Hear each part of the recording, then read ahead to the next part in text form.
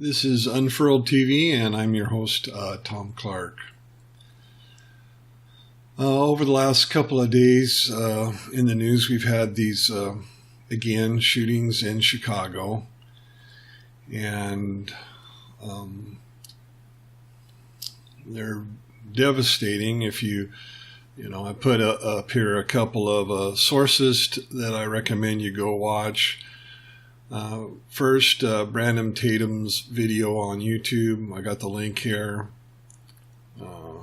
There's a story in the Chicago Tribune. I have the link for that. And also ABC 7 Chicago link. And this stuff's just heartbreaking. And, I think Brandon is a good voice in the community, and his frustration with the issues not getting fixed are well placed. I mean, these things need to be fixed, but you're not going to be able to get completely some silver bullet, some white knight, the white community to come in there and fix it. I mean, it would just look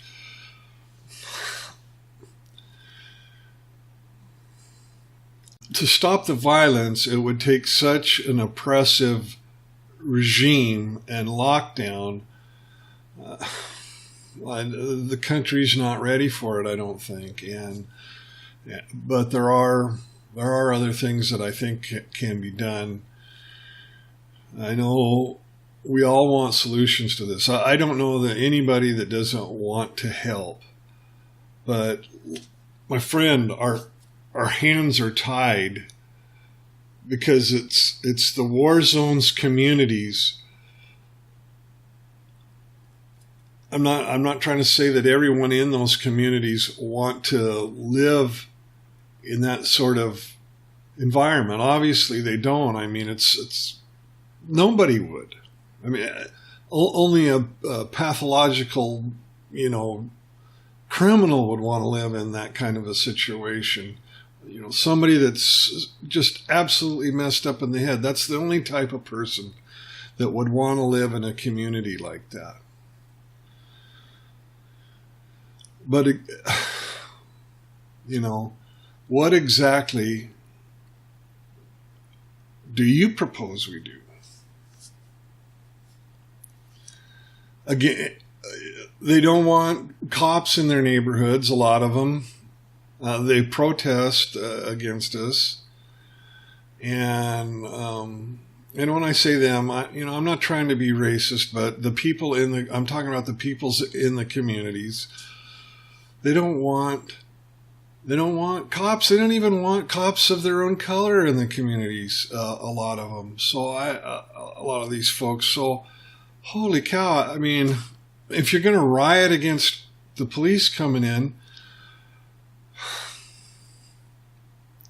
the hands are tied.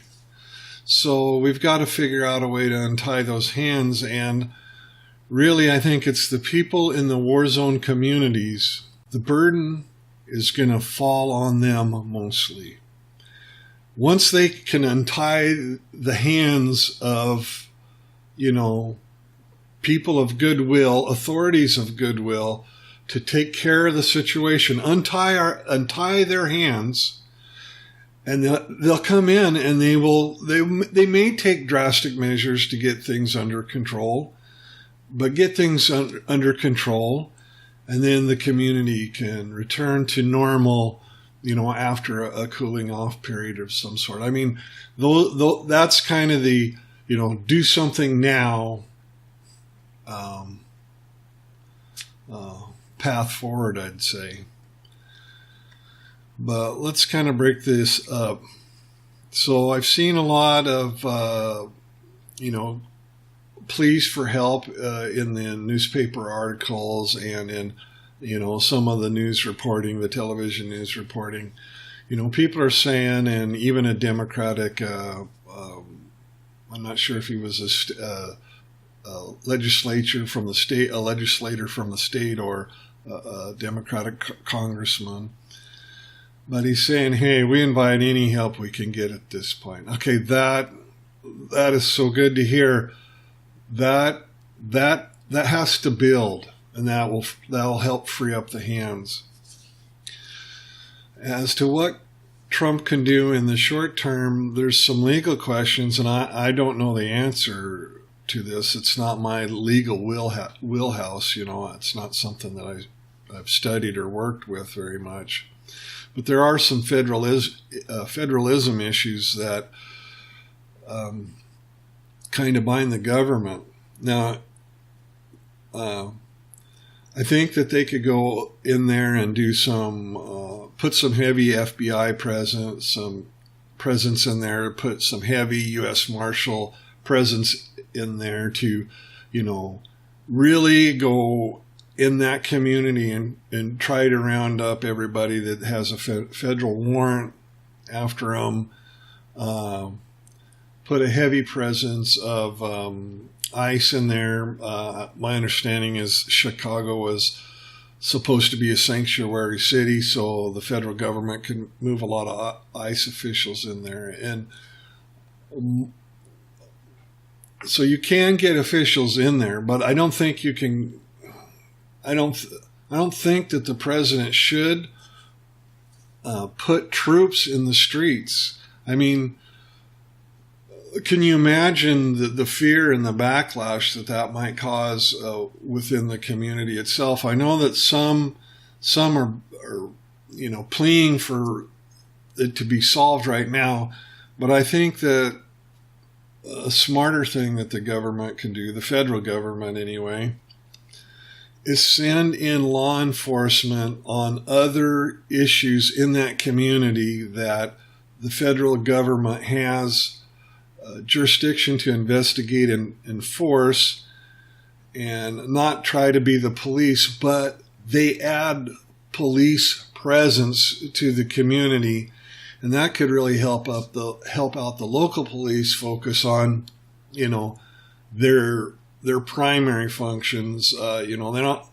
if for every criminal that got a federal warrant out for them, for every one of those that the U.S. Marshal Service can get off of the streets, that's one less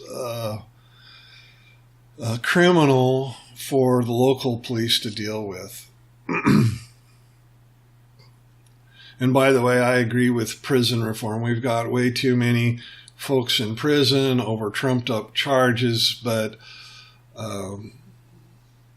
we've got a problem here in these war zones communities, and we've got to help them out. And it doesn't have to be overt with the army in the streets, the kind of thing. I think that'll just cause a lot of fear. People don't have to wait for that to happen. They can get out now. Look, get the word out. Like public housing is transferable to other states in a lot of cases, So if you've got somebody that's on welfare and they can't get out of there because they're on welfare, that's not true. They can get out of there if they're on welfare. They just find the community that they want to go to. They can contact the housing authority in that community, find out what's available. There's a waiting list to get on housing in a lot of cases. But a transfer out of if you're already on housing, it's a lot easier to transfer to another state without losing your benefits. So, people need to be aware of that.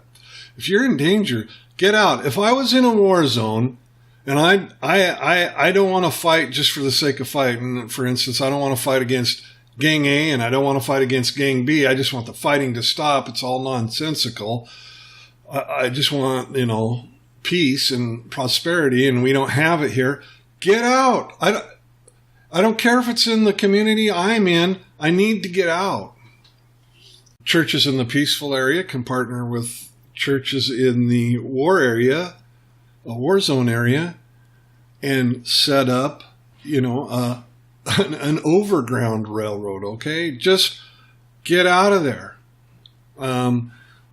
I would suggest that this be based on jobs, because one of the things that has to happen is the welfare system is destroying families. It's not just black communities. It's not just minority communities. It's destroying the lower income white communities as well.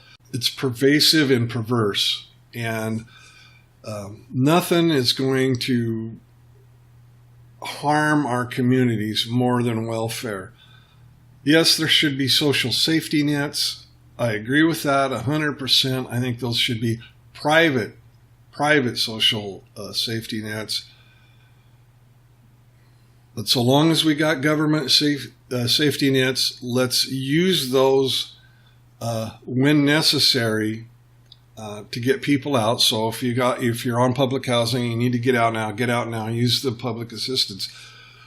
But in order for churches to get involved on the private side to start helping people, couple that with some responsible conditions. Don't, insist that, okay, we're going to help you move to this community. We're going to have a job, and we're going to insist that you don't bring war zone and trash portions of your culture. And I'm not calling the black community a trash culture. I'm not saying that. We've got communities of blacks in the United States that don't have the problems that Chicago has. And that's one of the reasons I don't want to call this a black community problem. I think this is a war zone community problem. It's people that have drank the Kool-Aid too deeply for too long, and we need to rescue them, be compassionate with them, but we don't want to end up exporting the poison that is in those communities and infect peaceful communities. That if you're a church, have a job ready for that person, or some other community organization. Have a job so that person has something to do. So that person has to assimilate. If that's just working, to have, having to work next to Whitey or whatever, have them be a part of the community. Force them to assimilate. Don't let them, get in a box and hide and hunker down. And no, bring them into the community. Insist. Get a pledge of decency. Button up your shirts, dress respectfully, don't wear hate t-shirts, clean up the language, I'm not the moral police. I don't want to be the moral police, but the culture that you're trying to rescue people from, that's so poisonous and so toxic. You don't want to extract that out into another culture and turn the safe culture into the poison culture. So, have strong, and not just one set of rules, but whoever's involved in trying to help get these folks out of these danger zones. Have strong decency pledges, and put some teeth with those pledges. We've got to get out of this. I already talked about this a little bit. Got to get that culture, that war zone culture, out of this handout mentality. It's just absolute poison. And also the music. Now, this is something that, you can't do by force, but you have to be willing to talk to people to say, hey, we don't want the hose and all of that music playing. It's inappropriate especially for children. Same with television and all of that. Children need to be outside. They need to be playing. They need to be having fun, and they don't need to be crushed with adult topics. They need to be clothed, and just start thinking of things that aren't healthy in the culture, and speak out against them. I mean, you can't do something like this by force, but just continuously speak out against them. I think this has already been is being done a lot in a lot of the black churches. I don't know. I don't go to one, but I've seen reports to that effect. I've seen pastors say things like that. A lot of the music and the media is poisonous, and we've got to get that taken care of. I will say one of the things about the welfare mentality is, as long as we have a public education system that, where the government pays a teacher, the teacher is going to be pro-government. They're not going to be for limited government. On average, the government is the one that gives them raises, gives them benefits. That's who they owe their job to. So as long as you have public education, the teachers are going to be pro-big government. Pro-big government is pro-welfare, and that issue has to be addressed at some point. Or not. It hasn't really been addressed during my lifetime, so we can continue to go down this road of destruction until we are actually destroyed, I guess. Okay, what to do in the long term? Look, community organizations and churches have to reform. They just have to. They can't be tied to government. They can't be like the school teacher I was just talking about, thinking that the government can come in and solve the problems. Look, the government can do a pretty good job at keeping the peace to a certain degree, and they can hunt down crimes and things like that. They can have courts, so that people don't have to have duels in the street to, settle their issues. There's no other entity that's going to be really good at doing that except for the government. But the cronyism of the city council giving a tax break to this community organization, and the church getting, the Democratic Party to sponsor one of their candidates, and that sort of stuff. That, come on, folks. The money going on in the back rooms, that stuff is killing communities. The greed of welfare, it's got to end. And, if you want to go into the mayor's office as part of the black community and saying, we need programs, and we need money, and we need this, and we need that. That's wrong. You don't need any of that. That's the stuff that's killing. That's the stuff that is destroying these communities. You want spirituality in your life. You want morals in your life. If you're focused on money, it's going to go bad. Now, I was involved in family law for quite a few years as an attorney, and look, in my view, welfare destroys families. There's no benefit worth selling your spiritualness, your family, and your community health out. No paycheck is worth that. No handout is worth that. Now, I'm sure a lot of people will argue that, welfare, getting a handout doesn't destroy families. But it's not true. I mean, it's demonstrably not true. This is what happened to the black family. And white families aren't immune to it. Though the white families on the lower, at the lower income levels, suffering the same exact fate. All right. But when the welfare comes in, the woman doesn't need the man. They don't need to stay together. Not staying together hurts children. Children grow up with all sorts of problems. And they rage out, especially the young boys. And the young girls, they go further along the mentality that they don't need no man in their life, whatever that is.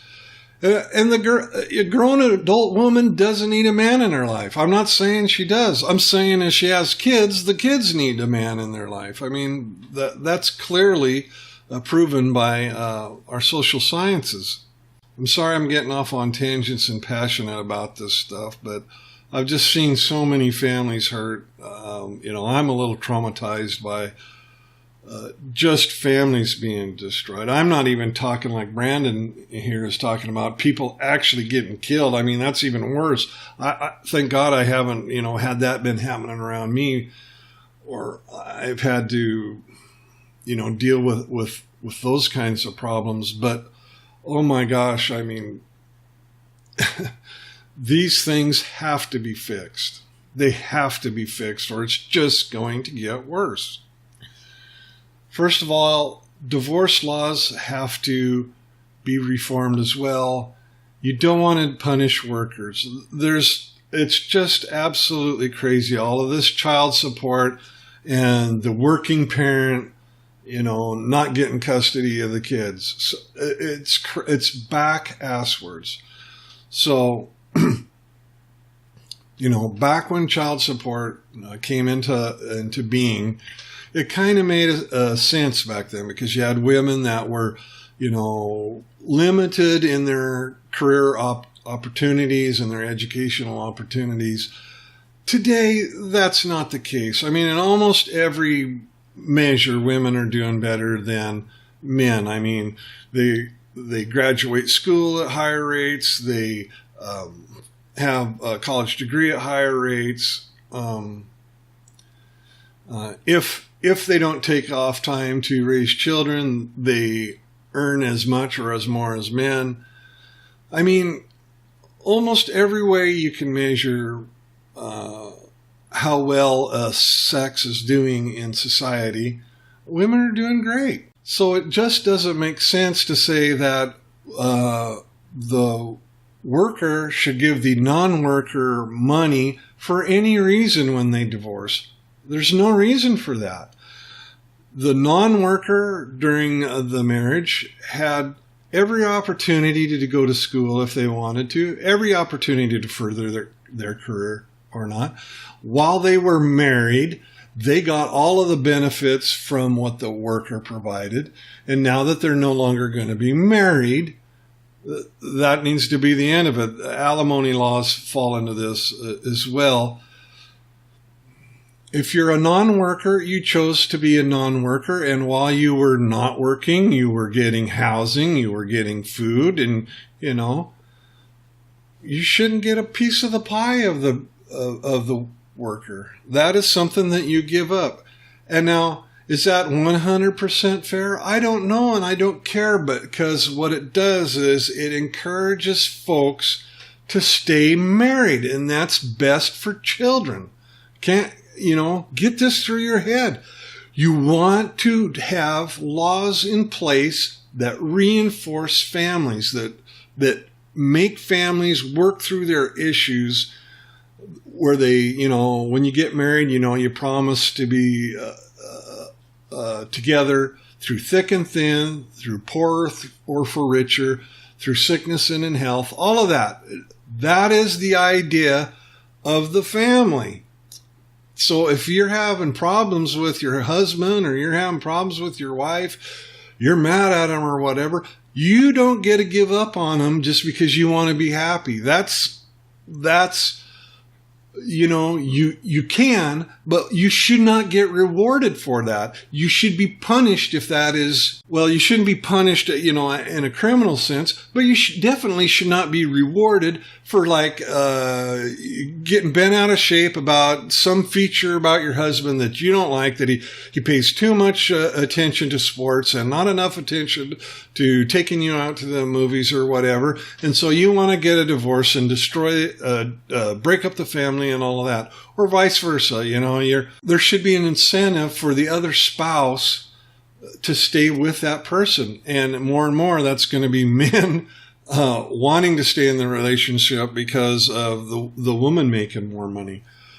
But whatever the case, the men that are staying home or the women that are staying home and they're not furthering their education, they're not working, they're not being productive in society other than taking care of the kids, those people should not be rewarded when the divorce comes.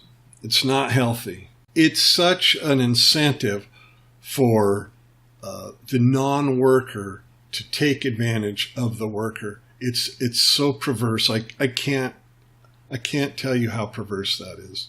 Another thing that I've seen in family courts is this idea, I see it with psychiatrists, and they seem to think, this motherly coddling produces better citizens than fatherly discipline. And I don't mean fathers going out and smacking kids around. I mean like fathers saying, hey, clean up your room. No, I'm not going to clean them. Clean up your damn room right now. No, I don't see any evidence that where the mother gets in there and like, oh, well, you could clean it up now or you could clean it up in 3 minutes and we're going to argue and talk about it. No, I've seen theories purported on that, but I haven't seen really good evidence of that. If I'm wrong, like always, guys, if I'm wrong, put it in the comment section and I'll look at it. What we do know, what's really, really clear from the evidence is a mother and a father together in that home really is the best chance kids have. We know that. That's proven.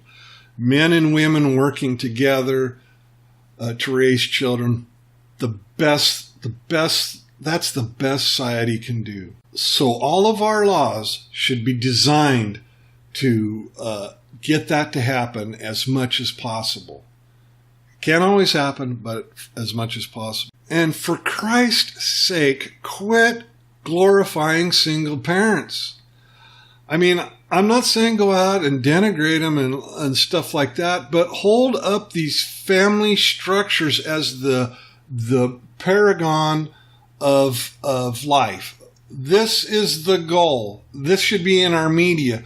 It's not shaming single parents to say the family's the best. If a single parent that is not, say she had an abusive husband or he had an abusive wife, and, I've seen them both ways, believe me.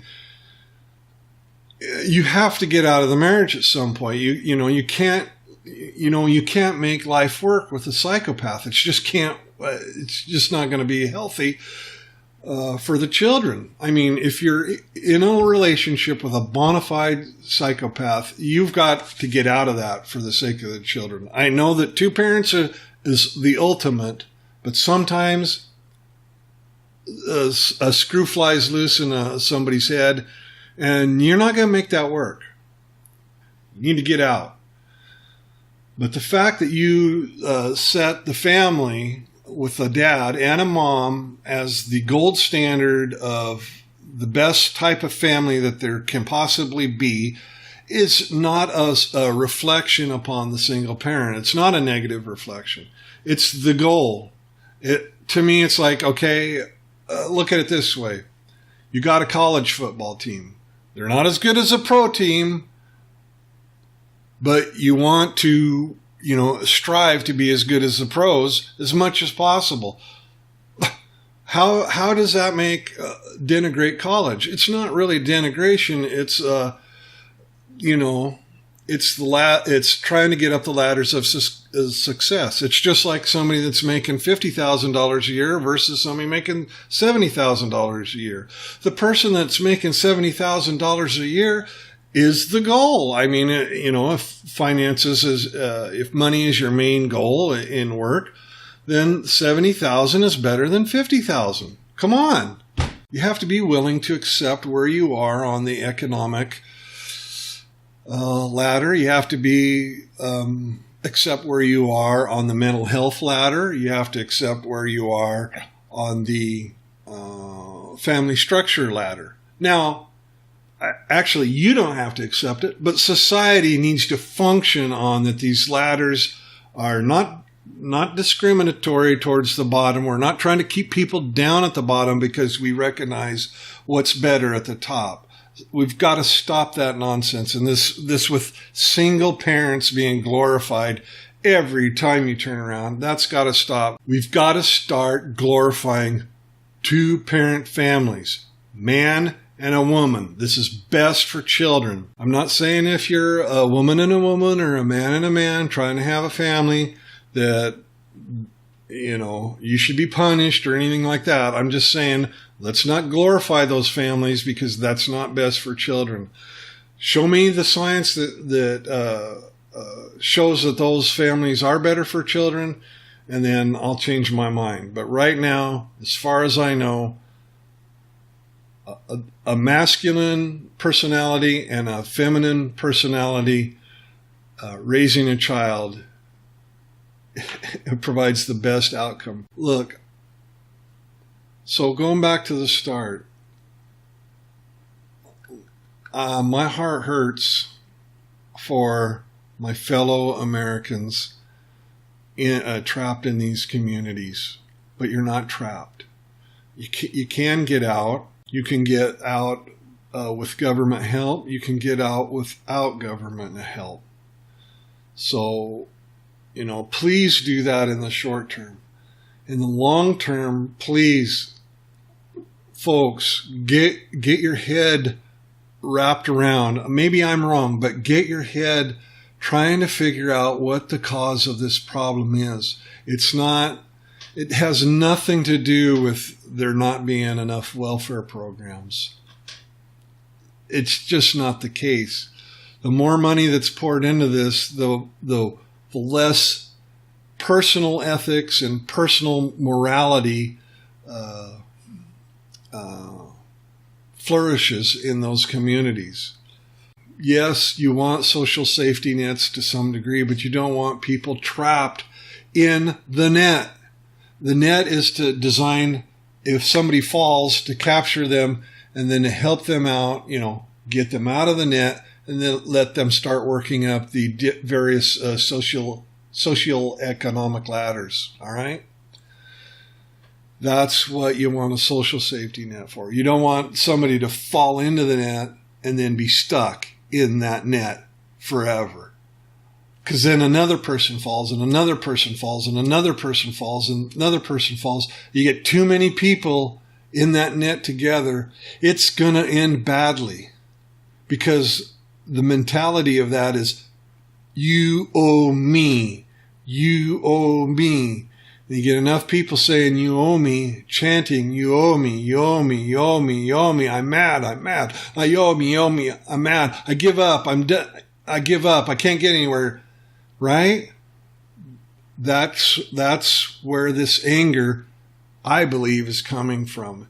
It all hinges on poorly designed social safety nets. We've got to stop it. We've got to stop the violence, and I'm convinced that the welfare state is the main issue. All right. Please get out of those dangerous areas. Go to a safe community. Live your life and help those trapped in the same community by using your brain and getting to the bottom of what's causing these problems. Take care now.